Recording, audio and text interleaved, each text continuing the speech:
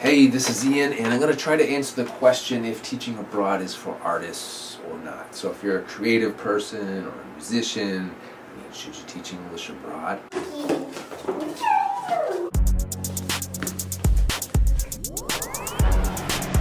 ESLinsider.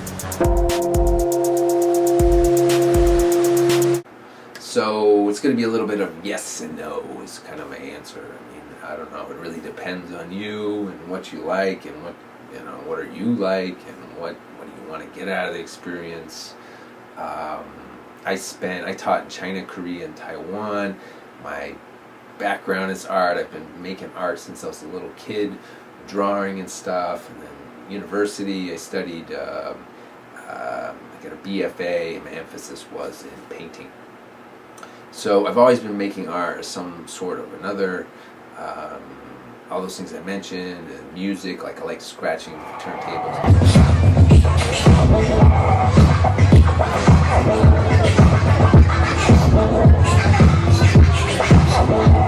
Stuff like that. And I do some street performing, which is like beatboxing and miming and dressing up and painting my face and all kinds of wacky, weird stuff.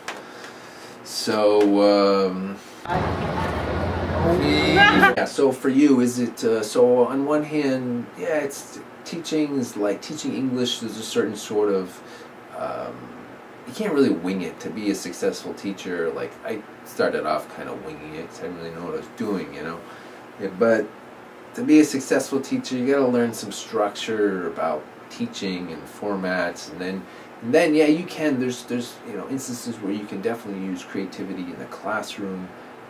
I think kids are way more creative and fun than teaching adults. I've taught all age levels. Adults are like fairly finicky, and some are cool, and some are not cool, and some are just there. I think it starts happening after like around middle school. As soon as they get around teenager, then again it's like this, but it gets more emotional around that age. And I find like elementary kids to be like the most interesting age group to teach personally. But it's going to depend on you. I mean, there's definitely good things about teaching adults too. Like you can relate to them and maybe have like an ordinary conversation with them, depending on their English level, of course. So you can definitely in the classroom. You can use drawing in the classroom if you're good. You always have a whiteboard. You can use all kinds of visual things you can do on the whiteboard, like drawing and whatnot. You can use music in the classroom. If you play an instrument, you can bring that in. Try to find a way. The important thing is that I'll tell you about. Like I said, you need some structure. Learn some fundamentals of teaching. Is that what you need to do is like relate. You have to integrate these things into your lesson. So if you want to do something creating or drawing, you have to find a way to integrate it into your lesson. So that's why it's like, okay, study how to teach a bit before you just start saying, I'm going to do some creative stuff today. And, you got to think about them, the students. What are they interested? What do they want to do? Young kids, they want to have fun. So if that's part of it. So anyways, you got to integrate your stuff, your creativity into the lesson. That's whatever it is you're studying. Like you're going to have like books. Most likely you're going to have books to follow and a curriculum to follow and stuff like that. So you got to find a way to integrate that into the lesson. So I'm going to be covering a few different points here. So I just kind of covered the classroom part. And, teaching's a responsibility.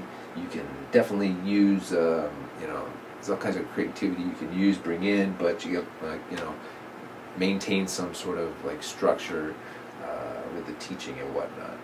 So here's another point: the opportunity. I mean, teaching abroad, you definitely can find jobs out there where you're like working part-time and making enough money to live on and even save on a bit. My first few years in Taiwan, like I never worked more. My first school, I averaged I was like 12, 13 hours teaching a week. Had a couple part-time jobs for a few more hours. And then my second year, I never taught more than 18 hours. I was commuting a bit, which is a little time consuming. about 40 minutes or so, 45 minutes maybe, out of the city where I was living in Tainan, Taiwan. But anyways, and then, yeah, the other places are different, of course. There's different jobs out there. I mean, I thought, Taiwan and China, there's definitely a possibility to find lower teaching hours. When I taught in Korea, it's there too, but less. Korea, I think, is a little bit more like harder work, longer hours across the board for most jobs. So, yeah, like I had I worked like 26 to maybe 30 the max in my main Hagwon, and then if you teach in a public school, you're doing 40 hours. Some Hagwons can be 40 hours.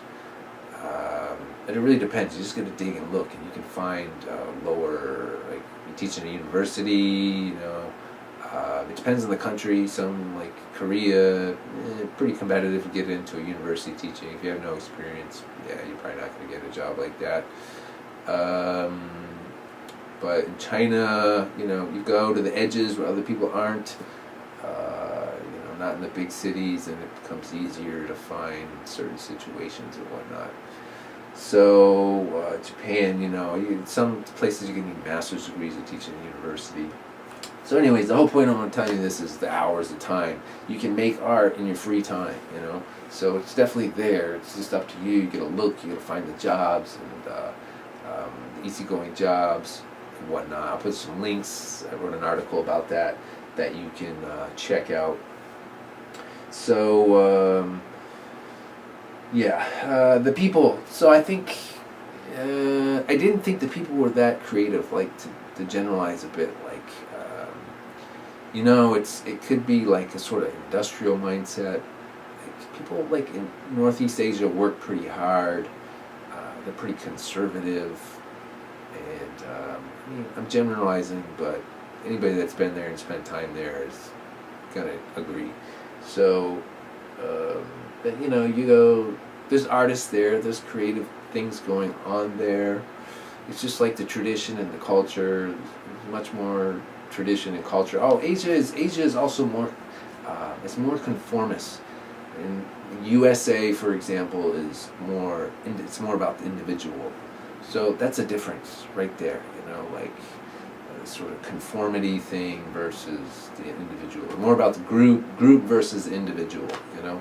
So USA's pretty famous for just creative people, actors, musicians, and they're famous all around the world. People know them all around the world. Some people, So but does the location matter? I'd say generally it doesn't matter. It can influence your location, but you can make art anywhere. The location doesn't really matter. Don't be dependent on your location. I think I've been kind of like that, thinking, this place is this gonna make me or something, or something like that. No, it's just you can make art anywhere, and it's irrelevant. And nowadays it's even easier because of the internet. You can show your work online, on YouTube or some other art site, 2D, whether it's music or fine art or whatever. You can use it. Internet to leverage it. You can go out in the middle, teach out in the middle of nowhere. I kind of think I've always kind of taught in larger cities, definitely more than around 1 million or more.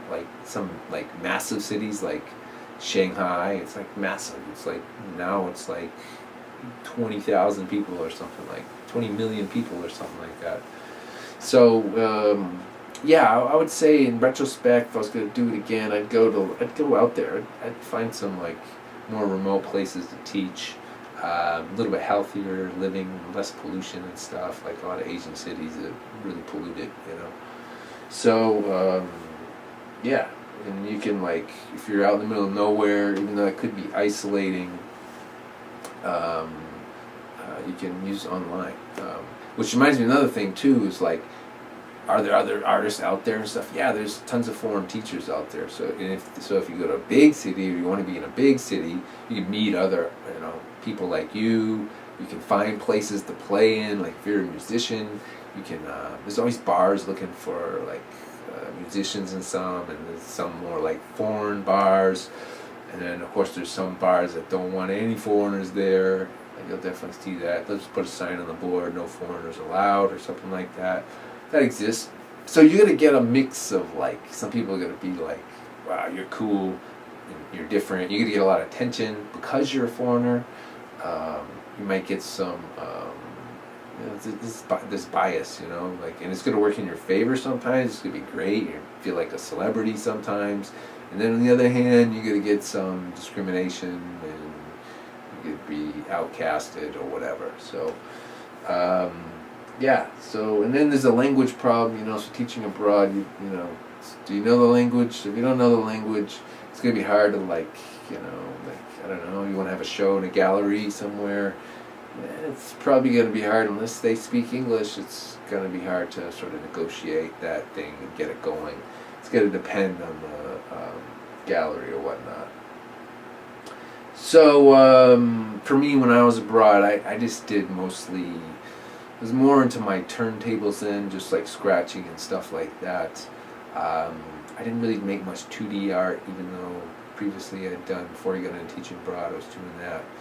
And yeah, so anyways, that's my 2 cents. If you have any questions about being an artist and teaching abroad, you can let me know. Thank you.